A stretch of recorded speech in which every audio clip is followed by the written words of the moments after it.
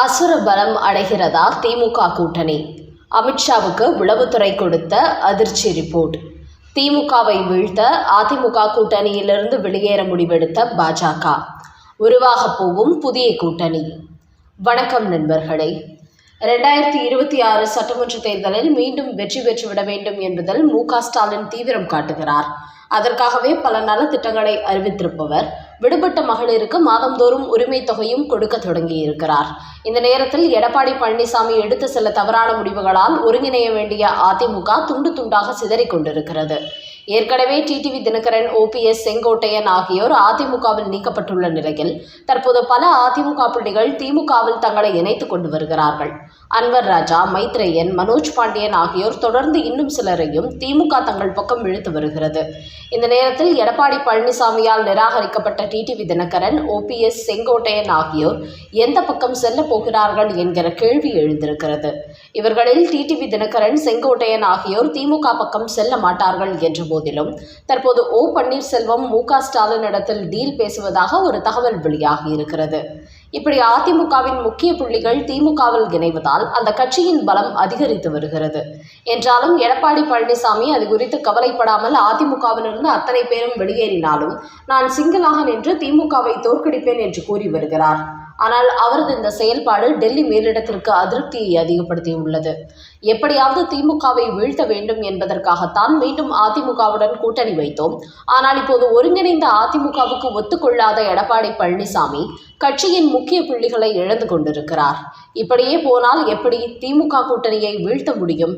எடப்பாடி பழனிசாமியின் இந்த செயல்பாடு மீண்டும் திமுகவை வெற்றி பெறுவதற்கான முயற்சியாக உள்ளது என்று கடும் கோபத்துக்கு ஆளாகி இருக்கும் மத்திய அமைச்சர் அமித்ஷா, எடப்பாடியின் இந்த நிலைப்பாடு 2026 சட்டமன்ற தேர்தலில் எப்படிப்பட்ட முடிவை கொடுக்கும் என்று உளவுத்துறை மூலம் ஒரு ரிப்போர்ட் எடுத்திருக்கிறார். அப்போது இதே நிலை நீடித்தால் மீண்டும் திமுக அசுர பலம் அடைவதோடு அவர்களின் வெற்றியை தடுக்க முடியாது. அதோடு அதிமுக கூட்டணியிலிருந்து வெளியேற்றப்பட்டுள்ள தலைவர்கள் எல்லாம் எப்படியாவது வீழ்த்த கடுமையான முயற்சி செய்வார்கள். அவர்களை பொறுத்தவரை மு.க. ஸ்டாலினை விட எடப்பாடியை தான் பெரிய எதிரியாக கருதுகிறார்கள்.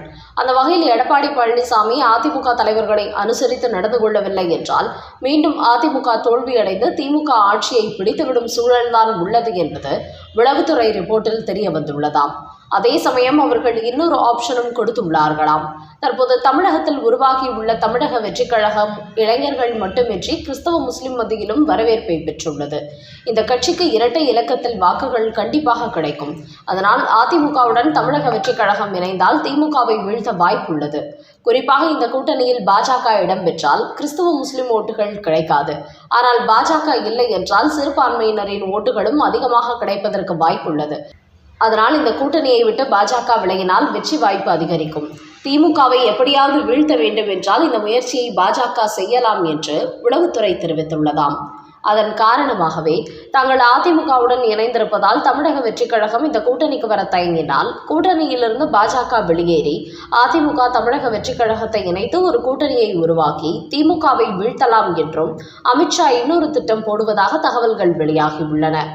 ஏற்கனவே இந்த முறை பாஜக 40 முதல் 50 தொகுதிகளில் போட்டியிட்டு வெற்றி பெற வேண்டும் என்று அமித்ஷா தொகுதிகளை பட்டியலிட்டு விட்டாலும் கூட திமுகவை வீழ்த்த வேண்டும் என்பதே அவர்களுக்கு முக்கிய நோக்கமாக இருக்கிறது. அதனால் தாங்கள் கூடுதல் தொகுதியில் வெற்றி பெற வேண்டும் என்பதை விட இந்த முறை திமுகவை வீழ்த்திவிட்டு தாங்கள் சில கட்சிகளை இணைத்து போட்டியிடலாம் என்று பாஜக கருதுவதாகவும் தெரிய வந்துள்ளது. அந்த வகையில் தற்போது வரை பாஜகவின் கொள்கை எதிரி என்று சொல்லிக் கொண்டிருக்கும் விஜய் தேசிய ஜனநாயக கூட்டணிக்கு வருவதற்கு தயங்கிக் கொண்டிருக்கும் ஒரே காரணத்தினால் மீண்டும் ஒரு முறை பேச்சுவார்த்தை நடத்திவிட்டு அவர்கள் தங்கள் நிலைப்பாட்டில் உறுதியாக இருந்தால் அதிமுக தமிழக வெற்றிக் கழகத்தை இணைத்து போட்டியிட வைக்க பாஜக தயாராகிவிட்டதாகவும் கூறப்படுகிறது. என்றாலும் இந்த முடிவை கூட அதிமுக தமிழக வெற்றிக் கழகம் இணைவதற்கு 2 தரப்பும் சம்மதம் தெரிவித்தால் மட்டுமே எடுக்கப்படுமாம். குறிப்பாக விஜய்தான் முதலமைச்சர் வேட்பாளர், தமிழக வெற்றிக் கழகம் தலைமையில் தனி கூட்டணி என்று அவர்கள் பொதுக்குழுவில் அறிவித்ததால் இதுகுறித்து மீண்டும் அதிமுக தரப்பில் பேச்சுவார்த்தை நடத்தி 2 தரப்பிலும் கூட்டணி சேர்வதற்கு ஒத்துக்கொண்டால் மட்டுமே அதிமுக கூட்டணியிலிருந்து பாஜக வெளியேறும் என்றும் கூறப்படுகிறது. ஒருவேளை வெற்றி பெற்றால் யார் முதலமைச்சர் என்கிற விவகாரத்தில் எடப்பாடியும் விஜயும் விட்டுக் கொடுக்காமல் நடந்து கொண்டால் அதிமுக கூட்டணியிலிருந்து பாஜக வெளியேறாது என்றும் தெரிய வந்துள்ளது. அதோடு விஜயின் தனித்து போட்டி என்கிற அறிவுக்கு பிறகு எடப்பாடி பழனிசாமி தமிழக வெற்றிக் கழகத்திற்கு எதிராக கருத்து வெளியிட தொடங்கியிருப்பதால் அதற்கு ஒரு முடிவு கட்ட இரண்டு தரப்பையும் சமரசமாக செல்லுமாறு பாஜக வலியுறுத்தப் போகிறதாம். அந்த அளவுக்கு மீண்டும் தமிழ்நாட்டில் திமுகவை ஆட்சிக்கு வரவிடக்கூடாது என்பதில் டெல்லி பாஜக தீவிரம் காட்டுகிறது. அதனால்தான் கூட்டணியை கூட விட்டுக் கொடுத்து வெளியேற தயாராகிவிட்டார்கள் என்பதும் தெரிய வந்துள்ளது. என்றாலும் இந்த விவகாரத்தில் கூட்டணி அமைத்தால் நான் தான் முதலமைச்சராக இருப்பேன் என்று எடப்பாடியும் விஜயும் விட்டுக் கொடுக்காமல் செயல்பட்டால் மீண்டும் தமிழகத்தில் திமுக ஆட்சிக்கு வருவதை தவிர்க்க முடியாது என்பதும் தற்போது தெரிய வந்துள்ளது. அடுத்த செய்தி, விஜய்க்கு பேஸ்மெண்ட் வீக், விமர்சனம் செய்த உதயநிதிக்கு தாவேகா கொடுத்த பதிலடி. கரூர் சம்பவத்துக்கு முன்பு வரை விஜய்க்கு கூடிய கூட்டத்தை பார்த்து ஒட்டுமொத்த திமுகவும் மிரண்டு நின்றது. ஆனால் கரூரில் 41 பேர் உயிரிழந்த சம்பவத்திற்கு பிறகு விஜய்க்கு மக்கள் பலம் குறைந்துவிடும் என்று திமுக கருத தொடங்கி இருக்கிறது. இந்த நேரத்தில் இதுவரை விஜயை விமர்சிக்காமல் இருந்த உதயநிதி தற்போது அவரை விமர்சிக்க தொடங்கி இருக்கிறார். சென்னையில் நடைபெற்ற ஒரு திமுக நிகழ்ச்சியில் அவர் பேசும்போது, திமுக என்பது கொள்கை கூட்டம், புதிதாக கட்சி தொடங்கி நம்மை அழிக்க நினைக்கிறார்கள். அதோடு பாசிச கூட்டம் நமது கொள்கை கூட்டத்தில் கை வைக்க பார்க்கிறது. திமுக இளைஞர்கள் நம்முடைய வரலாற்றை தெரிந்து கொள்ள வேண்டும். திமுகவை பொறுத்தவரை கொள்கைதான் அடித்தளம். இந்த கொள்கைக்கு யார் எதிராக இருந்தாலும் அவர்களை திமுக எதிர்க்கும். அதோடு சிலர் அரசியலில் ஃபவுண்டேஷனே இல்லாமல் வந்து கொண்டிருக்கிறார்கள். தங்களுக்காக கூட்டம் கூடிவிட்டால் நாம் தான் அடுத்த முதல்வர் என்று நினைத்துக் கொள்கிறார்கள். அவர்கள் கனவு ஒரு நாளும் பலிக்காது. அடித்தளம் இல்லாதவர்களது கட்சி ஒரு சிறிய காற்றடித்தாலும் கீழே விழுந்துவிடும். திமுக என்பது தியாகத்தாலும் போராட்டத்தாலும் உருவான கட்சி. இதை எந்த சக்தியும் வீழ்த்த முடியாது என்று விஜய் கடுமையாக விமர்சித்துள்ளார் உதயநிதி. ஆனால் அவரது இந்த விமர்சனத்திற்கு தமிழக வெற்றிக் கழகத்தின் தொண்டர்கள் பதிலடி கொடுத்துள்ளார்கள். அதில் திமுக என்பது கொள்கை கூட்டம் அல்ல, அது ஒரு கொள்ளை கூட்டம். அது தியாகத்தால் உருவாக்கப்பட்ட கட்சி அல்ல, ஊழலால் உருவான கட்சி என்பது ஒட்டுமொத்த தமிழ்நாட்டு மக்களுக்கும் தெரியும். நீங்கள் என்னதான் நாடகம் ஆடினாலும் அதை நம்புவதற்கு இங்கே யாரும் தயாராக இல்லை.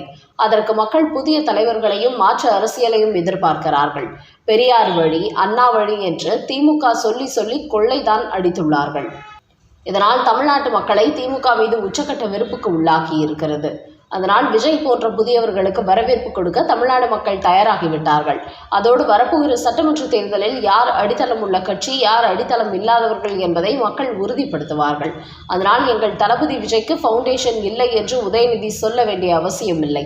நாங்கள் தமிழ்நாட்டின் நம்பர் 1 ஆட்சி நடத்துகிறோம் என்று சொல்லும் திமுகவினர் தனித்து தேர்தலை சந்திக்க முடியுமா? 10 கட்சி கூட்டணியோடு தான் நீங்கள் தேர்தலை சந்திப்பீர்கள். இப்போது அதைவிட கூடுதலான கட்சியை தேடி வருகிறீர்கள். பிறகு எப்படி நீங்கள் நம்பர் 1 ஆட்சியை நடத்துவதாக சொல்ல முடியும்? மக்களுக்கு உங்களது ஆட்சி மீது மிகப்பெரிய வெறுப்பு இருப்பதை தெரிந்து கொண்டதினால்தான் இன்னும் கூட்டணிக்கு புதிதாக கட்சிகளை தேடுகிறீர்கள். ஆனால் நீங்கள் எத்தனை கட்சிகளுடன் தேர்தலை சந்தித்தாலும் 2026 தேர்தலில் கண்டிப்பாக திமுக மண்ணை கவ்வப்போவது உறுதி என்று தாவேகா தொண்டர்கள் உதயநிதிக்கு பதிலடி கொடுத்துள்ளார்கள். சென்னையில் காணாமல் போன 1 லட்சம் வாக்காளர்கள். தற்போது தமிழ்நாட்டில் SIR என்ற வாக்காளர் பட்டியல் சிறப்பு திருத்த பணிகள் நடைபெற்று வருகிறது. இந்த பணியில் 3178 பணியாளர்கள் ஈடுபட்டிருக்கிறார்கள். இவர்கள் வீடு தேடி சென்று படிவங்களை வழங்கும் போது பல வீடுகளில் வாக்காளர்கள் முகவரி மாறியிருப்பது தெரிய வந்திருக்கிறது. வேறு பகுதிகளுக்கு சென்றுள்ள அவர்களை தொடர்பு கொள்ள முடியாத நிலையும் ஏற்பட்டுள்ளது. அந்த வகையில் தற்போதைய நிலவரப்படி சென்னையில் 1 லட்சம் வாக்காளர்கள் விலாசம் மாறி வேறு இடங்களுக்கு போயிருப்பது கண்டறியப்பட்டிருக்கிறது. இதையடுத்து ஒவ்வொரு பகுதிகளிலும் வாக்காளர் பதிவு அலுவலர்களின் விவர உதவி எண்கள் அறிவிக்கப்பட்டிருக்கிறது. அதனால் முகவரி மாறியவர்கள் உடனடியாக தங்களை தொடர்பு கொண்டு புதிய வாக்காளர் பட்டியலில் இடம்பெறுவதை உறுதிப்படுத்துமாறு தேர்தல் ஆணையம் அறிவித்துள்ளது.